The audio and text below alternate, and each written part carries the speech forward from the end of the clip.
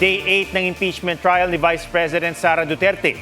Hindi lang simpleng banta kundi aktwal na plano ang mga pahayag ng bise sa online press con noong November 2024, sabi ng testigo ng prosekusyon na si NBI Director Melvin Matibag. Isiniwalat din niyang may person of interest na sila na maaaring makatulong sa pagkilala sa hitman na kinausap umano ng Vice President. May report si Ian Cruz. We already have established persons of interest na maaaring makapagturo o tumukoy dun sa taong kinausap ng ating Vice Presidente. Ang tinutukoy ni NBI Director Melvin Matibag na huling testigo ng prosekusyon sa Impeachment Article 4 ay ang sinasabing hitman na nakontrata na ni Vice President Sara Duterte para patayin ang Pangulo, unang ginang at dating speaker sakaling patayin siya. Itong persons of interest kasama sa pagpaplano at inamin sa inyo na merong pagpaplanong ginagawa para pumatay. Meron po silang impormasyon na magtuturo po dito sa pagpaplanong Hindi ito po. sila yung kasama sa pagpaplanong pumatay. Sa ngayon po, Magtuturo lang sila. Doon po sa iba persons of interest, meron po kaming kinukonsidera doon na maaaring siya po ang kausap mismo ng Vice Presidente. Anong ebidensya? Tumanggi na si Matibag na isa publiko ang mga sinasabing persons of interest alang-alang sa nagpapatuloy na investigasyon at proteksyon sa kanilang mga ahente at impormante. Pero batay sa kanilang obserbasyon, hindi na lang basta simpleng banta ang pahayag ng bise noong November 2024, kundi isa na aktwal na plano. Kaya naman itong April 16, lumikha raw ang NBI ng Special Task Force para tumutok sa investigasyon. Ipinunto rin ng prosekusyon ang umano'y pattern of violence, hindi lang sa mga pahayag ng bise, kundi pati ng iba pang miyembro ng pamilya Duterte. Gusto ko tanggalin yung ulo niya ba? Isang ulo lang naman ang kailangan namin. Ang ulo ni Bongbong Marcos!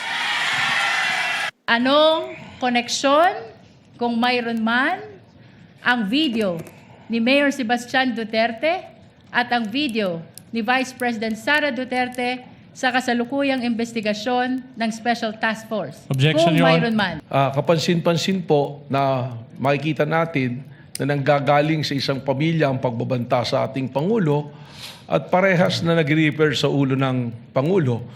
Kung kaya naman, iniisip po ba namin kung meron bang kasabwat o may sabwatan sa pangyayaring ito? Ipinalabas din sa impeachment court ang video ng panununtok ng bise sa isang sheriff noong mayor pa siya ng Davao noong 2011. Nanindigan si Matibag, hindi lang panakot sa Pangulo ang nakikita nila, banta rin ito sa pambansang seguridad dahil sa anyay network ng bise at ama nitong dating presidente. It is a kinetic force na kung saan yung mga nakarinig ng kanyang pagbabanta ay gumagaya na rin at nagbabanta, lalong-lalo na sila ay nabibilang sa isang pamilya. Isinaalang-alang din daw ng NBI ang anyay open source intel na dokumento ni Arturo Las Cañas, ang nagpakilalang dating kasama sa Davao Death Squad at isa sa mga testigo laban kay dating Pangulong Rodrigo Duterte sa International Criminal Court. Pinayagan ng korte na basahin ang bahagi ng salaysay ni Las Cañas kahit tutulang depensa dahil anila hindi pirmado at hindi notarized ang affidavit. Tinawag din ng depensa na hearsay, sabi-sabi, masyado pang maaga o premature at trial by publicity ang mga pahayag ni Matibag. Isn't that a trial by publicity? Hindi po. Sapagkat kaya nga po namin hindi inilalabas yung aming pong mga confidential at secret na investigation. Lamang nga po, tayo'y pinatitistigo rito. Kung hindi nyo pa po pala kayang magbigay ng detalye, bakit nyo pa po nilabas na may leads kayo in the first place? Sagot ni Matibag, ongoing pa ang investigasyon. Sa kabila po ng pagtestigo po ninyo ngayong araw, inaamin nyo ba na wala kayong personal na kaalaman sa nangyaring investigation starting November 23, 2024? Malinaw naman po yun at ang korte po ay can take judicial notice of the fact na hindi pa po ako NBI Director ng panahon na yun. If not based on personal knowledge, then that is hearsay. I'm trying to look for the Filipino term for hearsay. Ano ba yung hearsay sa Tagalog? Sabi-sabi or chismis? Entries in official records are considered as prima facie evidence of the contents thereof. And thus, it's exactly the basis of the witness in answering the question of the defense.